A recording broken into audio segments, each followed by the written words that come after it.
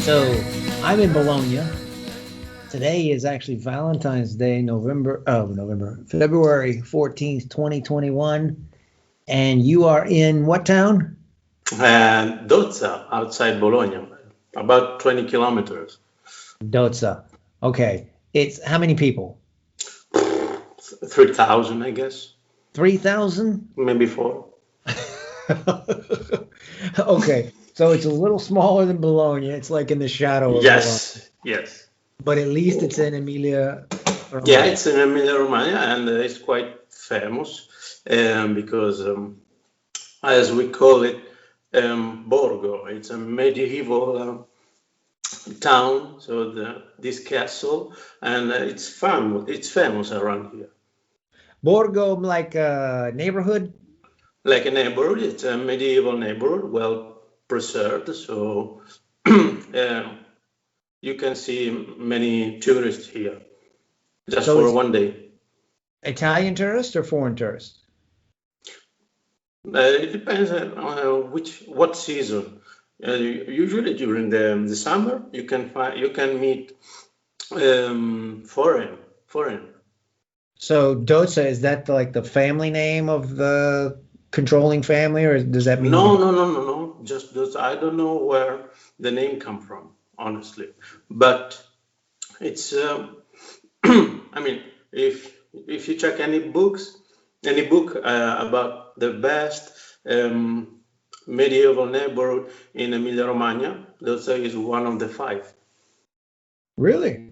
Yes, And I'm and just also it's famous because there was manicomio, an asylum, a mental asylum. So when you say you're going to Dotsa, you have to be careful. Well, now it's closed. That's why many people, most of the people say everybody are crazy around here. Oh yeah. In Northwest Florida, Pensacola, we say Chattahoochee. Chattahoochee. Yeah, it's like he's from Chattahoochee. So. Okay. Well, thank you. I'm honored to have you on this first episode of the DARJE Unhinged podcast. We're going to see if we can get something going. And for the viewers out there, the listeners, I just think that there's a shortage of good information in the world.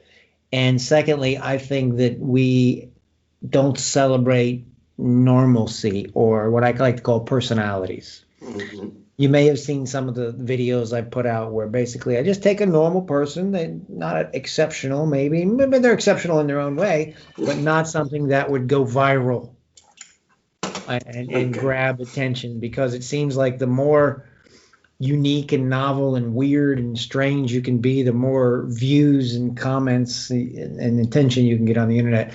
And I think that is unhealthy.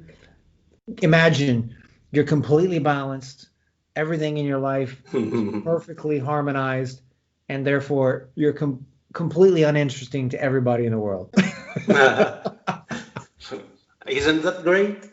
Yeah, well, that's the beauty of being balanced, and you don't draw attention to anything, and you get through life very smoothly without all the distractions and stress of fame and attention. So that's why I wanted to have you on, but you are exceptional in some way, and that is you're an author, a published author, and I tell me a little bit about your writing career. How did it get started?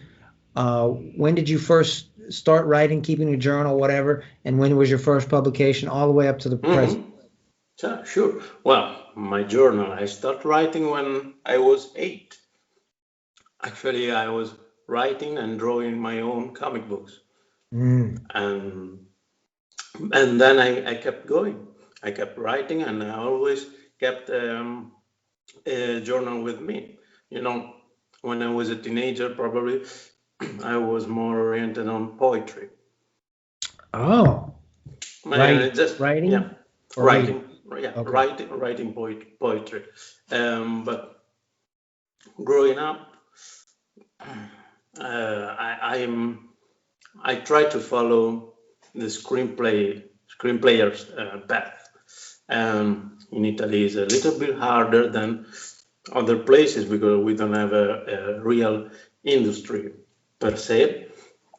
And so I have to turn my ideas and not lower my expectation, but just renew and accept. I mean, the main point is writing. So no matter what, so I start writing a novel and anthologies for some show for the theater with some colleagues, and a documentary we are working on, docu-series right now. Oh, you're working on a docu-series right now? Yeah. What kind exactly? It's about a gothic novel. You know, like Frankenstein or this stuff. Okay. And we were starting with Mary Shelley. Mary Shelley. Yeah. Is that an English author? English author. She is the Frankenstein's author. Okay, but you're gonna take that and put it in Italian, are you? Yes, because we found out that the experiment in the novel is based on true events, and the scientists who tried to give life to a corpse was an Italian, Aldini. Why does every story have an Italian in it? I don't know, man. I don't know. You talk about the telephone or the battery, and just Volta, Marconi. Yeah, I know. Okay, so the idea of Frankenstein was an Italian No. The real experiment was pursued by an Italian in London. Okay. Because back in the first time, at the beginning of 19th century, he couldn't get a whole body because the death penalty was, cut your head.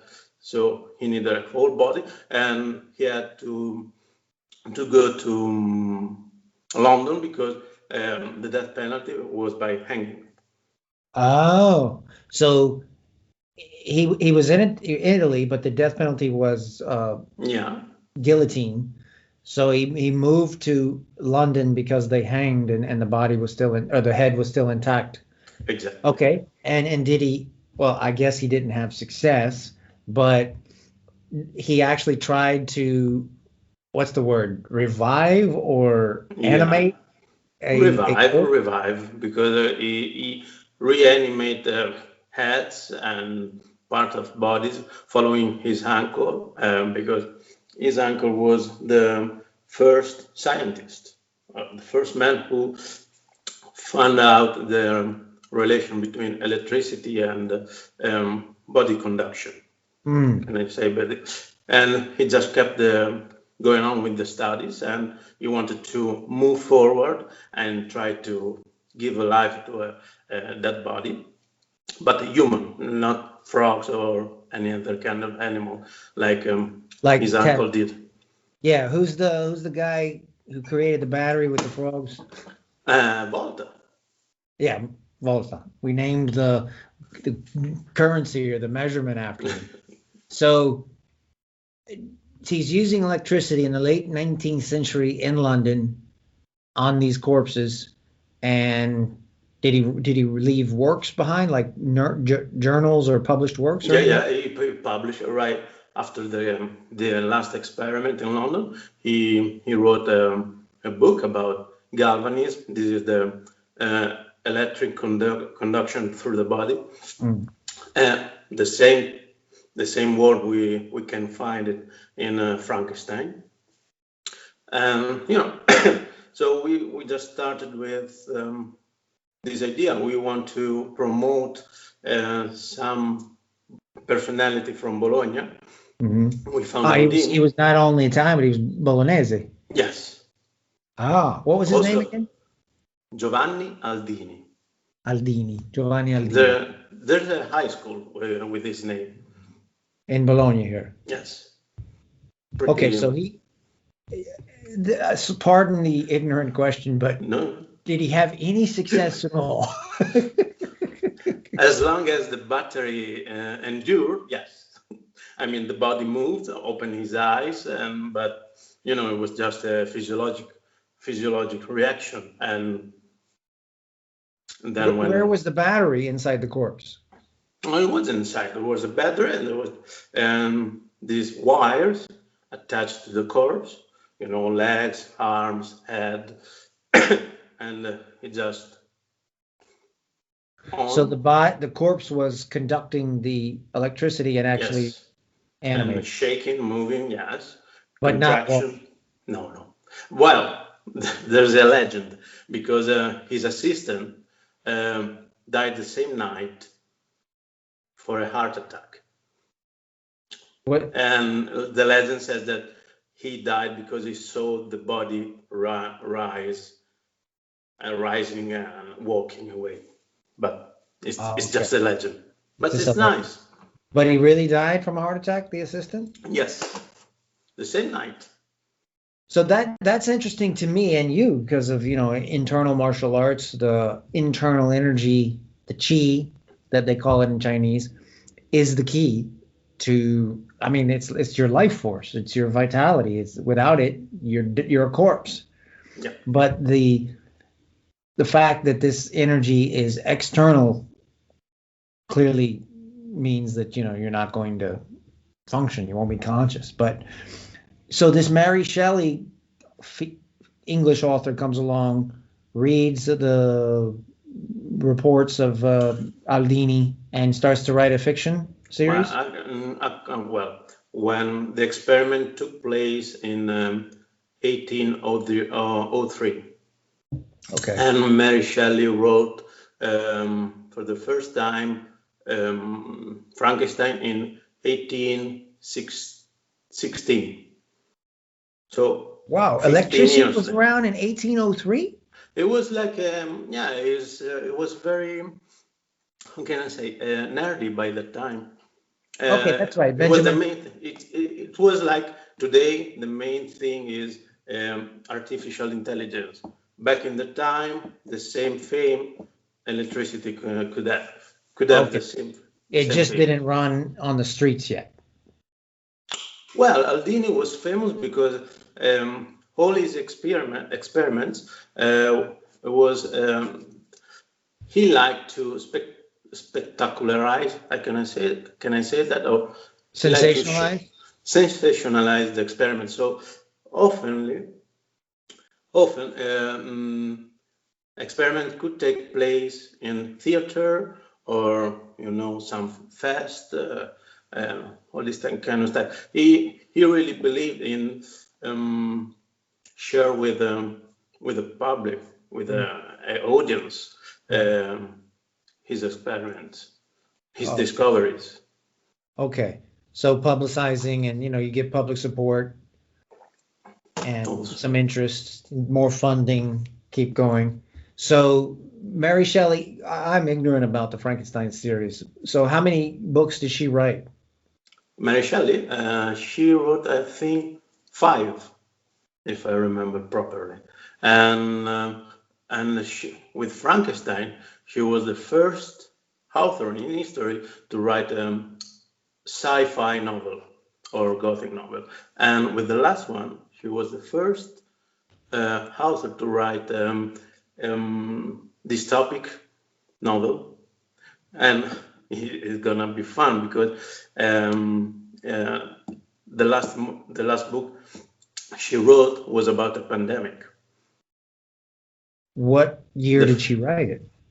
She wrote about this pandemic, and the whole world was struggle with this virus, and of course, something like that. Fiction. It was fiction, but it was the first time somebody wrote about the pandemic, and it's funny that now we are in a pandemic. And when did she live and write? She was born in 18. Well, she wrote Frankenstein at the age of 17. Wow. So she was born in 1797. Mary Wollstonecraft Shelley. exactly, Born and in she died when she was 56. right in 1851. Nice. The Last Man, Frankenstein. Yeah, The Last Man is about the pandemic. Okay, so she was peers with Percy Shelley. That sounds familiar. But so I don't know if you have confidentiality with what you're working on now, but can you tell us what you're doing now on this series? Like for what sort of program is it going to be? How many different episodes? What Six role? episodes. We plan for 6 episodes, 20, 25, 30 minutes each. Okay. And the main point is, just to not a docu-series per se. It's going to be a docu-series, but we want to tell it, like TV series with a proper cliffhanger at the end of each episode, and keeping the tension, rising the tension episode by episode. Right. We're going to have a And host. for an Italian audience? Yeah, in the beginning, yes. So it'll be shot in Italian native language and written in Italian, of course. Yes. Oh, and you are a part of a team of writers, right? We are 2 writers and 3 filmmakers. One is a sound designer, the other one is a director, and the third one is going to be the third writers, the third writer. So 3 writers that's not a lot, right? That's kind of a small team, No. or is that normal? Yeah, usually we are 5 or 6. So that's good. It means you are more active, get more influence, right? Sure. Yes. So now you have a normal job, you have a family, you have a second kid on the way. Where do you fit this in? How much time do you spend on it each day? Well, right now that we are just in the beginning, let's say 5 hours per a week. Okay. But just because we are in the beginning, when you're gonna start writing properly, if I can save time, it's going to be 2 to 3 hours per day, a day. During the heat, the hot part Yeah. of the writing. Wow. So if I'm afraid to ask how long this project will take. It may take months and then another year of post. It depends. It depends on how many producers we get, how much money. And we already have a project. We already send the project to producers, and and we're just waiting for a good yes. And is it funded already, or you're waiting on that yes for the we are waiting for funding. Probably should get some public funds, and then will be a start. And if we can find a private fund also, it's better for everybody. Help me understand the evolution of a writing product, a screenplay like this. So basically, from the yes of funding, you would have to, of course, write it, and then once the script is semi-finalized, you can start casting, or you can start casting now, but then you start shooting. Yes, you can shoot only after. It's a small production, so you can shoot only after you finish the writing.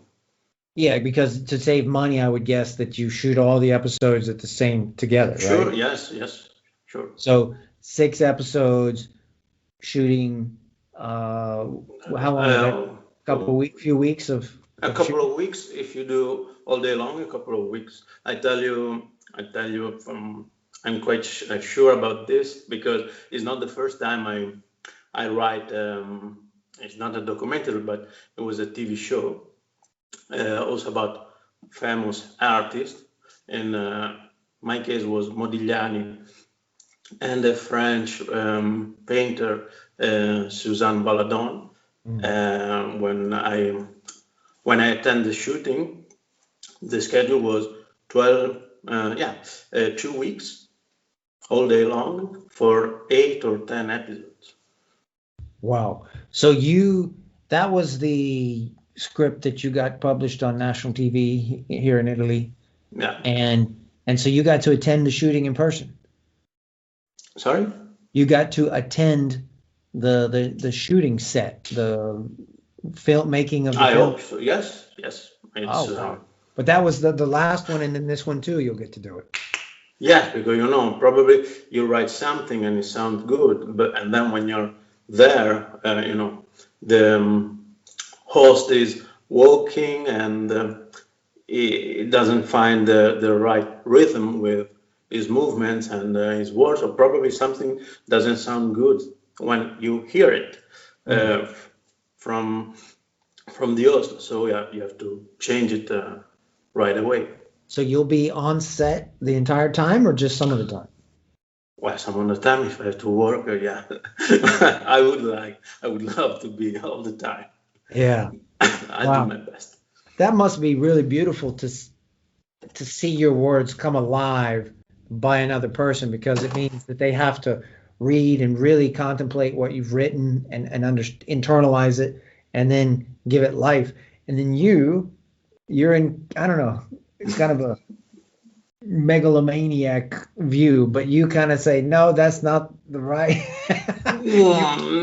You become the director. I'm sure you'll be open-minded, but it just must be very satisfying to watch it come alive. Am I wrong? No, it's totally satisfying. And it's like when the first time I published my own novel, you finally see it on paper as a book. Yeah. Not just a random files on your computer. And I kept reading my own novel for a couple of days. I said, it doesn't sound right. It looks like a real writer. Well, yeah, let's talk about that. So the Remind Her is the name of your novel. And as I recall, you first wrote it in English when you were in the United States, or most of it when you were in the US. And then you decided to switch to Italian? I wrote a whole screenplay in English when I was in the United States. And then I turned into a novel completely in Italian, yes. So what made you choose English initially and then revert to Italian in the end? Well, because I was in the United States and my main goal was to write a screenplay and find some way through the movie industry. And then when I was in Italy, as I said in the beginning, we don't have an industry, and it was easier to turn into a novel because I didn't need any producer for it. So how many words or how many pages in English and how many pages in Italian? Well, in English, as a screenplay, I'm quite sure it was about 120, because probably less, because I don't like long movies, more than an hour and a half, an hour and 45 minutes should be the right length. The novel is 370 pages. Okay. All in Italian. All in Italian, yeah. And I should have shrank it a little bit, probably. And now you attended a writing, like a vocational school here in Bologna. Yes.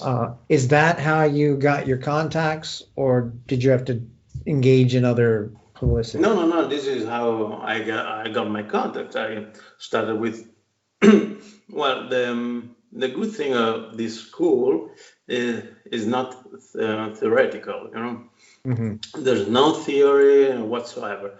You just sit in a classroom with other guys who share the same dream, and you have a professional. He or she could be producer or writer or screenplayer or director, Mhm. and they just drag the projects. Let's say a movie. I want to do a movie about this, and this.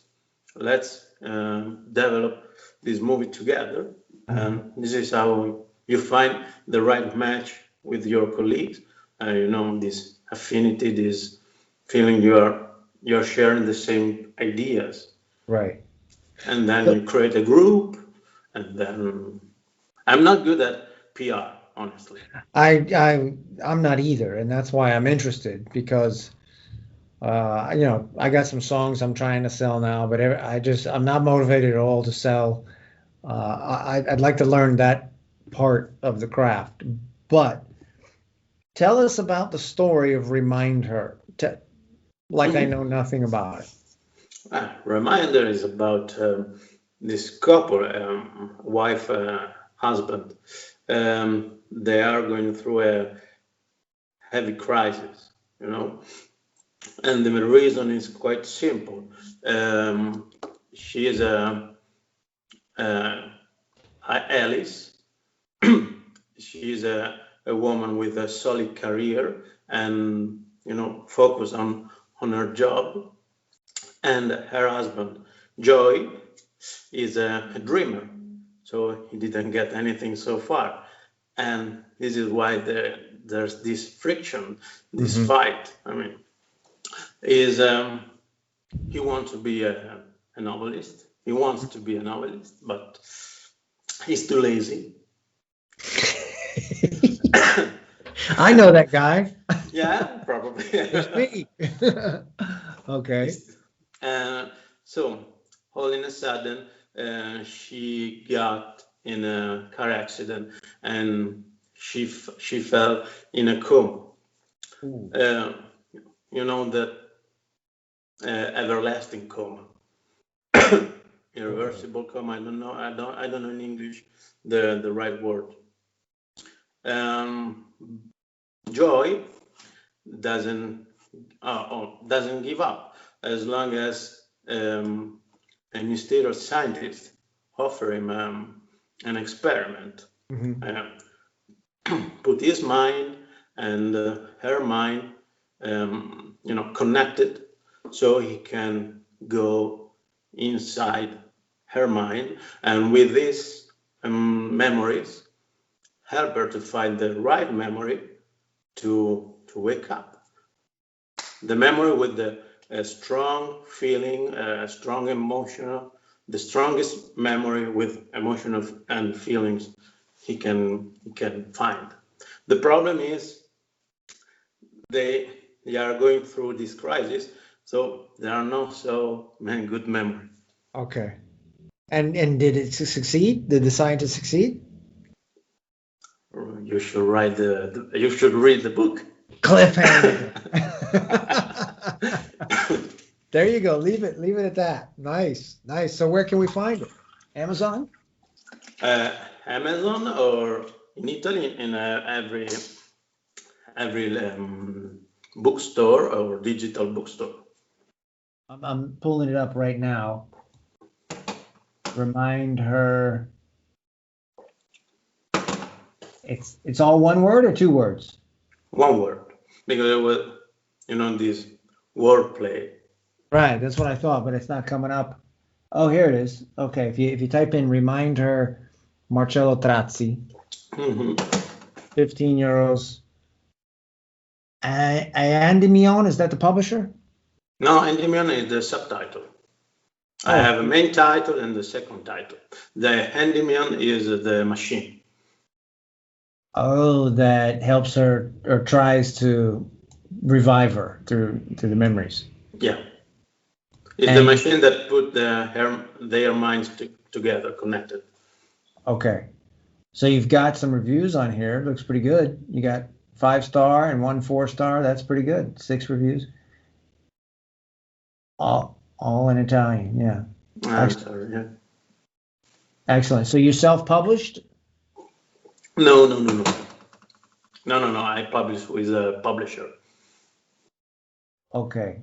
I'm trying to see the name of it. Edizioni del Loggione. Okay, I see, I'm looking at the Rome. What's that? Rome romance? Hair as a romance. Hair like a romance. Okay. Come romance. Ah, okay, Italian. Yeah, yeah. Okay. So you won an award with that book, is that right? Or more than one? Yeah, the award. No, just one. I'm sorry, Sorry. but You've had several appearances for that one award. I Okay. know. So what was the award that you won? Well, the word that made me publish the book. There was this award, her come romance, and if you get the first place, you got the publication. So how many works were entered into this contest? It was about 170. Wow. It Wow. was All Italian, yeah, right? yes. And it was national. Yeah, it was national. And Everybody can. and I remember seeing you with three finalists or something. How did that go? The Yeah, course. then it was like academy. There was the best protagonist, female, male, the best Oh, like the best and the winner story, is. and the winner is the best story, the best book at all, and the best location. So What was it? what did you win? What was the name of your award? I won the best book and the best story. Best book, best story. Wonderful. Nice. Now let me ask you this photo. Who is this gal? The guy on the cover, Right. I don't know. I should ask the editor. Oh, you don't even know who that is? No, That could be, did they shoot that or is it like a stock photo or you don't know? I think it's a stock photo, Okay. So like Adobe stock. you didn't play a role in the No, format. no. Well, if I didn't like it, I would have said something, but I had in my mind the cover. But when I saw it, I thought, yeah, I don't know, it's catchy. There's something that connect with the main theme in the book. So Yeah, to me, covers are really fun to work on. I see the guy's hand reaching out. She's grabbing it and she's looking up at the sky, kind of in a also there's this part where they are camping, and probably this is why I recall something from the cover. oh yeah, it looks like she has a backpack on. Yeah, nice. Yeah, the looking up at the sky kind of evokes the coma somehow, Hmm. like she's searching for the memory. Excellent. So you've through this award, you had to do a bunch of appearances. That's what I was seeing you on Facebook and whatnot. Yes, but then COVID just blow everything up. Yeah. So I pointed on Bookstagrammer, all these reviewers or influencer on Instagram. Not like virtual appearances, just Instagram posting. Yes. But back up before when you were doing the live appearances, tell me about that. Did you enjoy it? Did it seem forced? Tell me about your experience sitting and talking about your work. No, of course, no, I enjoy it, of course, because I like to talk about my stuff. So Yeah. I may sound a little bit narcissist, but yeah, I spent 7 years on this project, so Yeah. finally I can share it It's with. not narcissistic. It's like finally, somebody Fine. else sees it. Still, I'm still hoping to see a movie. That's why I play a little bit, for advertising and made my own book trailer. Let's say concept trailer, because I had to use other part of other movies or music, video music. Where can we find that? Is that online? And yeah, on my own website, marcellotrazzi.it. Okay. Wow. You see, I didn't even know that. So you shot this trailer yourself? I just video edited and sound edited. Where do I look? Okay, so I got home, l'autore, servizi editoriali, the Dream Factory. Where do I look? Homepage. Okay, If you scroll. Yeah. Scroll down. There you go. That's it. Oh, there it is. Okay. So remind her and buono da morire. Yeah. I don't know how to share screen, but Oh, you can also find on YouTube. oh yeah. You did all this? Yes. Where'd you get the footage? If I tell you, probably they're gonna cancel my my video. Say again? I missed you what? I mean, if I tell you, probably they're gonna cancel my video. Shh. Oh, that's your best friend. I see. That's him. Yeah. Yeah, exactly. I see. I mean, I don't have any economic resources, so I have to kind of fan made my stuff. I definitely understand, and I don't even know. Nowadays, it's common practice, I think. And I'm seeing here, Buono da morire. Buono da morire is another book. It's a thriller. Actually, I wrote with my team, ranks. This is how we call ourselves, and we signed the book by ranks. So, okay, I know Brividi a Cena is about the Bolognese chef, but Buono da morire, I don't think I know that one. That's Good to Die? Buono da morire is like when you taste something and it's very, very good, and we have this saying, is Buono da morire. Good enough to die. It'll come to me in a minute in English. So, what's this one about? The main character, the protagonist, you can see is a real actor in Italy. He's famous around here, Bologna, Emilia Romagna. He was more famous in the 90s. He also worked in some TV show, national TV show, movie. He worked with Fellini. So this is not a book. This is an episode or some sort of play. No. This is a book with a real person in a fictional situation. Okay, so the trailer is just to promote the book, then. Yes.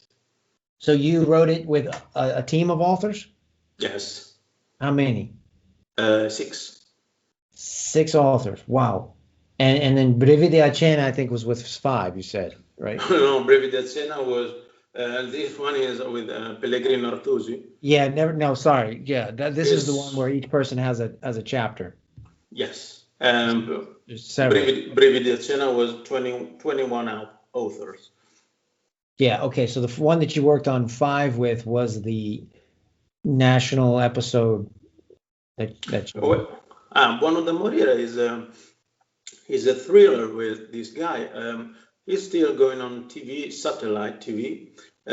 We don't have cable TV in Italy, and with this cook shows. Right. He cooks with his parents. He's famous for his cooking craft. Yeah. This guy. So his TV show. Yeah. I mean, it's the 7th season or 8th season right now. Wow. Do you remember No Reservations? No Reservations? No? No. Oh, I believe his name was Anthony Bourdain. He was an American chef who, well, he had a show where he traveled around the world. He mostly was traveling, and it was called No Reservations. So it wasn't like someone in the kitchen watching them prepare a recipe or anything. He would go to the country, so it was partial travel, and it was focused on the food there. And he traveled hard, like rough. And so I remember the episode in Vietnam. He was in the deep, deep jungles of Vietnam, sitting with the locals on the floor, eating with the hands, and going into the kitchen and really studying the food. And just it's a shame. He was very well liked. He's not your typical Hollywood type celebrity, and I believe he passed away recently. Yeah. Now I recall it. Anthony Bourdain, maybe. That's why I have my Google here. With this artificial intelligence, I think it is actually hurting our memory. Anthony Bourdain. Yeah. We don't have to remember anything nowadays because we just type it into our phone and it's there. I try to avoid this habit to type everything when I don't recall something. I try to force my mind for a while. Then, if the day after I didn't get what I wanted, probably I give up. But good. Do you? I started taking a memory enhancer, a supplement. Do you take anything like that? No, unfortunately, I have a good memory. So. Oh, bless you. My memory is terrible. No bless, because it could be a burden sometimes. You don't want to remember everything you went through. Actually, I've been reading a book right now called Why We Sleep. Fantastic book if you get to it. That is very scientific, very educational, and it explains where memories are kept in the brain. And there's two parts, evidently. I believe the first part is the hippocampus. Yeah. And that is sort of where the memory goes temporarily. And then if it's important enough, it solidifies or crystallizes and it goes to the deeper part of the brain. So my hippocampus is actually pretty good, but getting to the back part, now that's why I could pass like the bar exam. I can pass tests, but then when I'm done, I just completely forget everything. It depends how much you train and how just you train your memory. For example, I have no problem with faces, names, and movies. I don't know why. I can remember everything I watched and seen. But for the anything else, I just try to find an analogy. Let's say like a hook. Like a hook. Let's say sometimes I have to remember some codes when I'm working. One of those codes can be 1518. Right. I can remember 1518. Of course, our short memory can keep 5 to 7 information. So 1518 can be 2, but it's easier for me, for my mind, to say, okay, First World War, 1518, and that's it. Oh, I thought you were going to say you were 15 years old when your first girlfriend. No. She was 18. And I just remember the beginning. No, I know exactly what you're talking about, the mnemonic. And when I took the bar exam, which is the most information I ever had to remember in my life, I relied on mnemonics.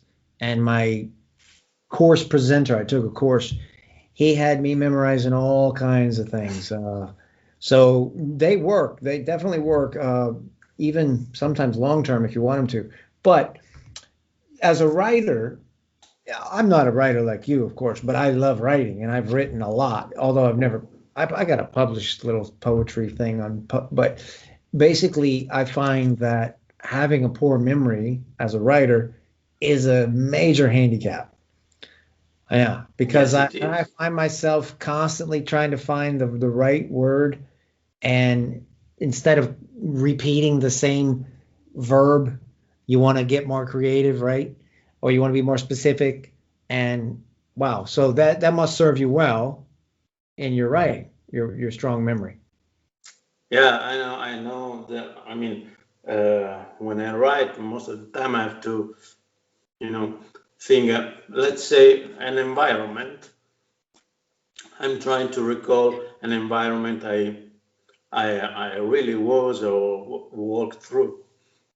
So I have to recall every single detail because you have to send your emotion, your feelings in that situation. So I can't just say I'm the guy is in the kitchen. What kind of kitchen? There's something specific, and what kind of impression hit the protagonist or whoever is in this situation. So yeah, you have to build a strong memory. I was going to ask you to help some young writers on, giving them some tips, but here's a good thing, a good exercise we can do. So we got this guy in the kitchen, and you're trying to recreate this. You're trying to convey this scene to the reader. So your reader is just a general audience. And how do you as a writer go about it? Do you have a specific procedure you go through, or do you just every time change it up? No, and there's no. The only thing I can suggest is the first time just write. Okay. Don't care about grammatics. Like stream of consciousness kind of thing. Yes, something like that. Okay. Then the second, third, you're gonna rewrite the same page tons of times. Don't worry. So the first time, just put everything you feel. Then you're gonna take off what you don't need, what you don't like. It's like modeling a vase. You start with the point, then you're gonna refine everything. So, but no repetition. No what? No repetition. Just don't use the same word or verbs and all this stuff. Right. Unless you're going for a particular kind of theme or something, you won't know. Yes. Yeah. I mean, if there's a purpose, okay. If it's just a lack of lexicon, let's say, a lack of encyclopedia. Right. Don't do it. And also, I share the same thing with, of course, Stephen King. Try to avoid adverbs. Really? Yeah. Why? Because then you force yourself to write more, let's say. Okay, yeah, I actually had You're forced to go deeper in your writing. If you use the adverbs. If you avoid. Oh, okay. So an adverb would be an adverb of frequency. Any word that modifies a verb. Yeah. Okay. So he jumped quickly. Okay, you say quickly, that's fine, but are you sending the right pace, the right situation to the reader? This is the point. I mean, in your mind, jump quickly is more detail. What kind of jump, and how fast is falling, and what is jumping on? Okay, so instead of saying he jumped quickly, you can say he jumped the way a rabbit would jump if he got startled in the bush by a hunter with a shotgun. Okay, yeah, and then we're gonna shrink, yeah. But in other words, instead of just using the adverb to say quickly, you're giving the extra information and more color into the readers. Exactly. You're gonna lose some, color or substance. I'm not saying avoid adverb at all. Just don't use too much because it's a temptation. So how much of the logic side of the brain are you using, which will be your left side, right? Versus how much of the right side artistic part are you using, or are you balancing them when you particularly write? Hmm. Well, as I said, the first time I write, I'm writing. No, it's stream of consciousness. Okay. Even if I've, this is how I work. I can spend a month just for a structure, chapter after chapter, and I have this Outlining. little, outlining a little synopsis for each chapter. What is going to happen, what must happen, and how I want this chapter end. Then I'm gonna start writing the first chapter, keeping my page with all my infos. And when I write all the chapters, I start over again. And usually you should shrink your writing and be more selective. This is when you're gonna go logic. So you're very disciplined then. You must be. Otherwise, you get lazy and you're just waiting for, writing appears on the page. So how many times have you drafted an outline, started writing, got in the middle, and decided to change the storyline somewhere in there? Oof. Countless times. Okay, so you're disciplined, but you're not afraid to go with a momentum that you think has some value, right? Of course, yes. I mean, I can't lose that momentum. I can't lose that value because it's gonna be for the reader, and it's going to be my winning or my loss, my losing. Do you find a particular time of day is better for you to write? Morning. Yes. Like wake up, wipe sleep from your eyes, and start typing, or you have a coffee, or what do you do? Well, I tell you, when I wrote Reminder, my daughter was just born, so the only spare time I had was from 5 a.m. to 7:30 a.m. When she was sleeping, huh? Yeah, when everybody was sleeping, yes. So 5 a.m. to 7:30 every day you were writing. Yeah. How long did it take you to write the Italian version? 1 year and a half, more or less. Wow. You said. I mean, if I know there are writers that can write a book every 6 months, if they are lucky enough to living for their writing. Right. Their full-time job is writing. And, If you don't have a full-time job, this is the time. Probably sometime you can need more. Would you aspire? I mean, sounds like a silly question, but you would love that life, right? You would love writing 8 hours a day and getting paid. Oh yeah. That's what you aspired to do. Yes, this is my dream. And you're still working at it. Well, I as I said to my wife many times, I'm gonna try, till I'm 80. Good. Yeah, you're still passionate about it. Yes, I am. It's kind of it's a need. It's a urgency, okay? And also I'm talking about Reminder right now. It was like psychiatric. Yes. Like operation or some sort of therapy. Yeah.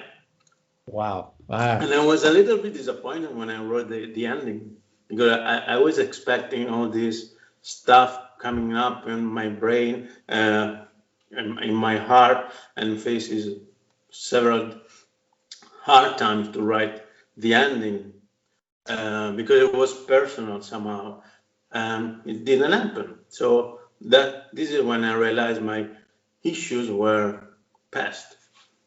I was going to ask you that because writing is such a personal activity that if I write a story and full disclosure, my wife is Italian like yours. Mm-hmm. It's almost as if no matter what I write, people, or at least people around me, think that it comes from my direct experience. And I think that's sometimes a little unfair to an author because, first of all, I don't disagree with that critique because it's very true. You cannot write about things you've not No. lived. Okay. But a good author is going to take a experience and he's going to change it and mold it in the way that makes the story well. So I often find it difficult to write as a married man, as a man with kids, because when my family reads it, they immediately say, "Oh, that's because of this." That's because of that, right? Does your wife attack you on that, or do you ever? In other words, how much did you change? No. Well, because I think I played clever. The main character in Reminder, she looks like my wife, so she was happy. Very smart. Well, you get extra points. Yeah, but you know, But she liked the first draft. She loved the first draft, and I said, "You have to tell me what is not going well. Not that everything is perfect, because it's not." But if the characters does anything wrong, was she upset Yeah. about? Well, there was a specific situation about a picnic in the book, and she asked me, "Please tell me you never did something like that with another girl." And I said, "Of course no." You see, this is what I mean. And oftentimes I find myself when I write songs, I have to cloak or hide the information poetically. And even still, your wife is going to read through it. But I think it sounds like a silly point to a lot of people who are not writers, because they think, oh, what's the difference? It's just writing, it's fiction, blah, blah, blah. But that's not, I believe that your family members and your surroundings really affect how direct you are. And if, I guess some writers, they don't have, at least not a wife that would be interested in writing or something. But so was she kind of your editor or critiquer? No, because she's too kind. I need Yeah, you need someone serious to be an editor. yeah. No, Yeah, my I wife need. is the opposite. She's like, that's terrible. So she's good. She's good. No, but then it kills my motivation, and I never publish it. I mean, if she gave you a good point, and I'm not saying a solution, but just a hint. Yeah. Okay. I mean, I'm saying that because I'm also an editor, so you I edit other people's works. Yes. So that's fun. I do it on my job as well. I love it. By the end of the day, you would like to read something you want, Well, I once had a golf course superintendent. He's like the manager of the golf course who takes care of it. He never played with us, and I would ask him, why not? Why don't you come play golf with us? And he said, every time I get out on the course, I just see all these problems with the golf course, and I want to go fix them, so I can't enjoy it. So you, as an editor, and me, I edit a lot as well. I actually find it difficult to read a lot of stuff. Amazing the journalism that goes up. They're in such a hurry to get that word out there. They're making typos that just make me sick. So you are confirming that it's not only Italian problem, it's all around the world. Oh my gosh. I'm talking about big names. Big names. Yeah. They are so much in a hurry to get it on the internet that they made the most basic of typographical mistakes. I can tell you when they are in a hurry, but many times, most of the time, I see very serious grammatic problems, and there's no reason. I mean, when I see some grammatic errors, it's not just because they are in a hurry. They don't know the rule. And I'm asking myself, why are you there? No, that's not among the big journalists, of course, but among your bloggers and, of course. No, I'm talking about a big journalist. I'm talking about. No. Sometimes in English, it's very easy to read. Usually by the third sentence, you'll recognize if it's a Russian bot, because I don't know if you know the way the world works, but basically the Russians have all these propagandists in their basement writing stuff to cause problems for America. And so I can usually tell by the second or third sentence that this is Russian, because it just doesn't, the native, it's not a typo. It's not a grammar mistake. Well, of course it's a grammar mistake, but it's one that is made by a foreign speaker, in particular a Russian. Yeah, okay. So I got it. That kind of thing. But that could be like a whole nother episode talking about that.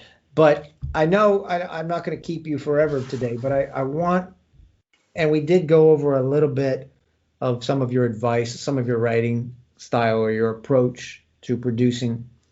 But if you were, and you have done this in these appearances, I'm sure, when you were appearing for your book, I'm sure young writers were asking you, hey, what advice do you have for me?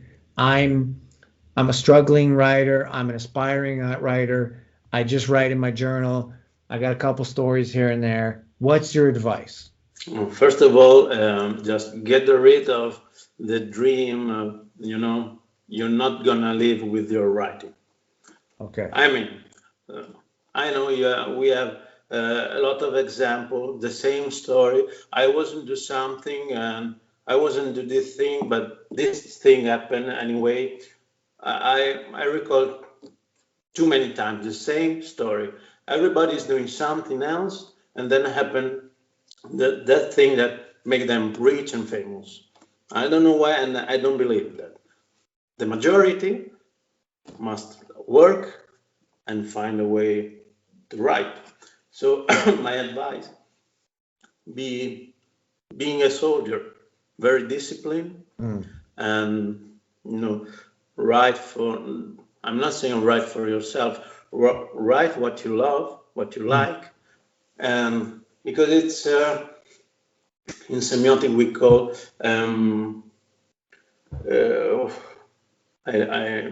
I'm trying to translate author model and reader model.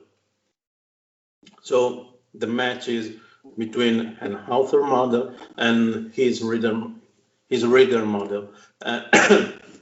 So don't care about the audience and all this stuff. Write what you like, as you like. Find your way. In the beginning, you're gonna just copy the style of other authors, right? And this is fine. This is normal. Yes. Then you have to find your voice. So that's the author model. Yeah, the author model is the perfect match for another reader model. I mean, I don't like horror novels, so Stephen King isn't my author model. I like thrillers, so Jeffrey Deaver, the one who wrote Bone Collector and several others with Lincoln Rhymes, he can be my author model. And how can you understand if you are the reader model when a text, a page, as Umberto Eco said, is a lazy machine. I write, and then you reader put something else, an extra meaning in what I wrote. Right. This is the model. This is the matching. So not everybody can feel the same meaning with those few words. Absolutely. No, I definitely get that, because as a songwriter, I am very conscious of how the words I write can be perceived not only differently, but on different levels. So one thing I consciously do when I'm writing a seeming love song is I also leave it open to the possibility of a spiritual love. And so someone could be thinking, yeah, that reminds me of my girlfriend. And then another person can say, no, that is divine love. That's a kind of divine relationship. So kind of, I guess, ambiguity or open to. Yeah, ambiguity. Yes. Yeah. or double interpretation, and then the writer will find his or her own meaning in those words if you're really good. That's great advice. Be a soldier, disciplined, and I'm wondering, you triggered something. As you know, we met through martial arts. Does Yes. have the martial, because you trained pretty hard for many years. Do they play any role at all with your writing? Of course they did, yes. Tell me about that. I mean, I think I train in those years through martial arts. I train my body as I train my mind to, do this. I couldn't before. I'm honest. Couldn't I work. could I couldn't set my mind to say to do something and keep it doing as long as you need. After martial arts, yes, I can I can let me say that I can handle my mind. Makes sense. Okay, so physically, you endured through the martial arts training, and that in turn strengthened your mind to endure and Yes. focus. And meditation, was that a factor at all? Yeah, so everything I did about my mind, about to master my mind. Let me say master, even if it's not the proper verb. But everything I did, meditation, martial arts, training, everything has been helpful, and it is right now to, you know, I'm not saying keep the domain of your mind, but drive it where you want. I'm wondering, and now this may be a difficult or at least a complex question. How much of your writing involves you controlling your mind, as you say, disciplined, controlling it, making your mind do what you want it to do, versus letting your mind kind of take you somewhere on its own? You know what I'm talking about? But still about your writing or something else? About writing, of course. Ah, yes, it happens for sure. In the beginning, I can have these moments more often because everything is brand new. Then, once you put down the structure, the main story, and you see what you want to tell, and you feel it, and then it's just about a selection. You can go. Sometimes, yeah, you wonder. I would like to say to write something like that in this moment, but it's gonna empower the story, or it's just something that doesn't make any sense, and I put it just because I like it right now.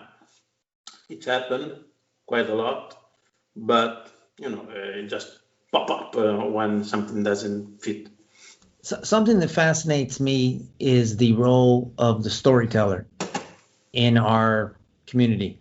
And unfortunately, it seems that role in the local community, like in your physical interaction with people, it doesn't exist anymore the way it did in the tribal days. So we rely on these movies.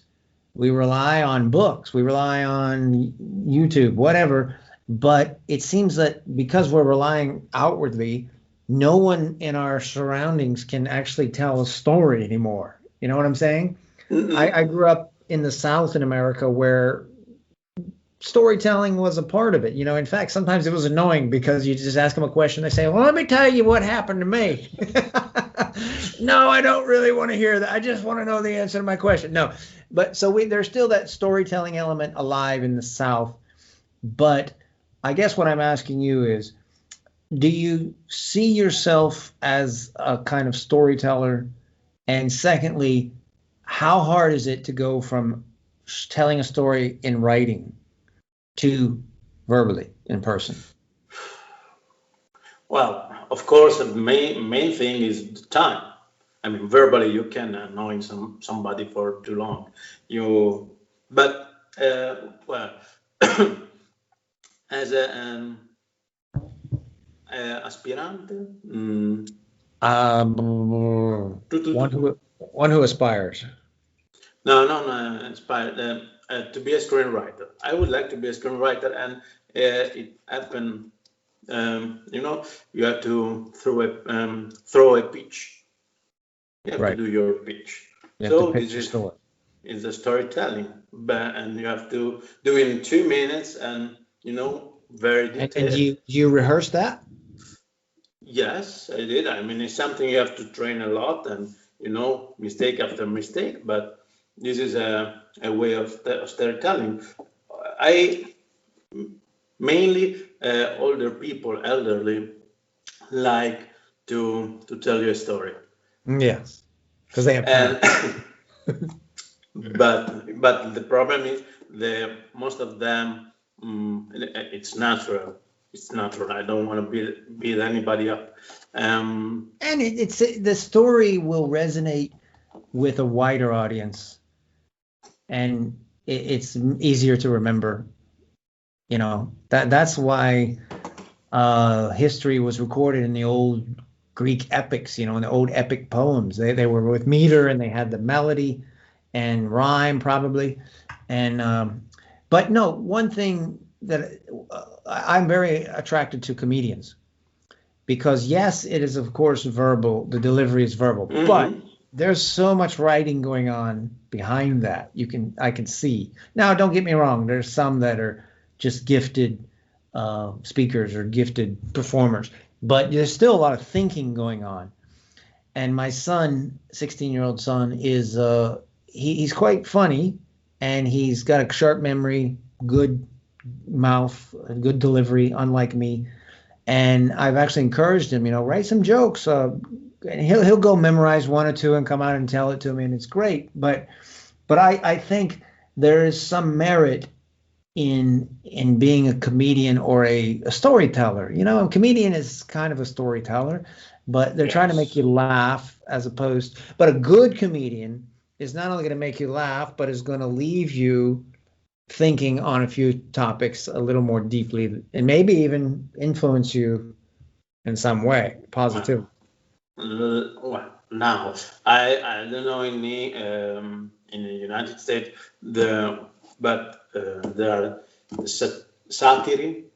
satires and comedian. So comedian comedian just take a topic and try to make you laugh. And satirists just aim the most powerful man in the world and trying to make fun out of it. Right. So the satirist, trying to send you a message. Right. The comedian is talking about and trying to make you laugh on usually something that bother him. Interesting. I am one of the most famous book, if you want to write a story by McKee. And in some part of the book, McKee says, if you have a dinner and you invite a comedian, don't expect you're gonna laugh, because they are the most angry person in the world. I think there's a lot to that, and there. Jim Carrey. I'm sorry, Jim Carrey. I tell you because I like Jim Carrey, and I saw several stand-up comedy when he was young, and he made jokes about one of his most difficult times in life, when his father lost his job at the age of 53, and he was just a kid, and then and they had to live in a in the car, right? In the car. Yeah. He made fun out of that situation. Yeah. And I'm quite sure it was a horrible situation for him. So I believe that usually they find something that bothers them. And I find as a songwriter, and of course I write mostly folk songs. When times are going really well and I'm feeling great, I can't write at all. I can't. I mean, I can sit down, pick up a guitar, I can try. That left brain is going, oh, I got this story I'm going to tell, this is what I want to tell, and nothing comes out. It's just artificial. But you put me through a bad experience. You know, here we are in February 2021. So far this year sucks. And I got a couple songs in me already. You know, I don't have to do anything. It's all right brain. I just sit down, strum the guitar, stuff comes out. So the that's the creative side, and that's the stuff that's the best. Like, some of my most powerful songs are not well written. They could have been written by a 10-year-old. They're as Bruce Springsteen said, I think, like, I inhabit the song. It's like the song is me, and the listener believes it, you know. So that, I think the word inhabit is what an artist needs to do with his art. And so, yeah, the storyteller in our society, sadly enough, is diminishing, or at least becoming more distant. And I'm really encouraged by the Joe Rogans of the world. And I mentioned him before. You don't know Joe Rogan, right? Nope. Oh, well, I definitely think you need to look at him because, first of all, he's a comedian, professional comedian. He is also a martial arts commentator. He commentates on the UFC fights. He's a skilled martial artist himself. He was a professional fighter in his early years, and then he became a comedian. He is a gifted interviewer. He has the #1 podcast in the world. So a conversation like you and I are having, literally, as soon as he uploads it, the next day, a couple million people have heard it. He's on Spotify now, but he was on YouTube for many years, and now he's exclusively on Spotify. But the point I'm getting at is that medium of exchange, sitting down. Normally it's face-to-face with him, but us, we have a COVID situation, so we have to do it virtually. But talking with no particular format, he doesn't do a big introduction. He doesn't have any advertising on the show. It's simply inviting sometimes, for example, he'll invite his comedian friends, and they'll talk 45 minutes or an hour about a football game or a sporting event, and you don't even know they're comedians. Like, why? You know, they're not talking about what they necessarily, their area of expertise. So it's a source of information, and I believe it because it's not motivated by profit. He's not telling me about a sporting event because he wants me to, buy an ad or listen to him. He's just, that's where the conversation went. And so, don't get me wrong, a lot of it can be just generic, sometimes even superficial talk, which is okay. But it seems that is necessary to establish a rapport before you get to know the person. So he has on Tulsi Gabbard. Do you know her? No. She's an American politician. She ran for president. He's got scientists. He just had Elon Musk on recently. And so he'll sit down with these people and just relax and chat. Like I said, sometimes he'll drink a little glass of whiskey or something. And I think that is the new mode of communication, or at least information, because all these people online, all these journalists online, news sources are trying for your attention. And that's all. They get your attention, and then they give you these sensationalized presentations of what's going on, whereas there's no sort of depth. But so that's what I wanted to accomplish in this first podcast, and I think we did a pretty good job, personally. Oh, thank you. I hope I made myself clear enough. Oh, you did. Absolutely. It was very clear, and I hope to do this again with you, especially if you get that docuseries out. Maybe when that airs, we can get you back. Or if you have another topic, let's hope for the funding on that, huh? Right now I'm also on a talent show online completely. Talent show? Yeah, well, the first episode starts today. What's it called? Scriptor. Scriptor. SCRIPTOR. .it? No, it's the website is italiabookfestival.it. Oh, what is this talent show? I mean, it's like most of the talent show, but no singer, no musician, no cooks, just writers. Are you talking on there, or what are you doing? I'm one of the judge. Okay. Okay. So ItalianBookFestival.it, and if I click on Scriptor. Yeah, you should see that. You should find the first episode. We Great. put online today. And just to repeat, your website is marcellotrazzi.it. And the book is on Amazon.it, or is it Amazon.com also? Also .com, but still in Italian. Okay, it's Remind Her, one word, and you do have to type in your name to find it on Amazon. But hopefully some people will give it a read and a review. Unfortunately, my Italian probably is not good enough to create it. But I'm working on that. So thanks again for appearing. You. All the best with everything. And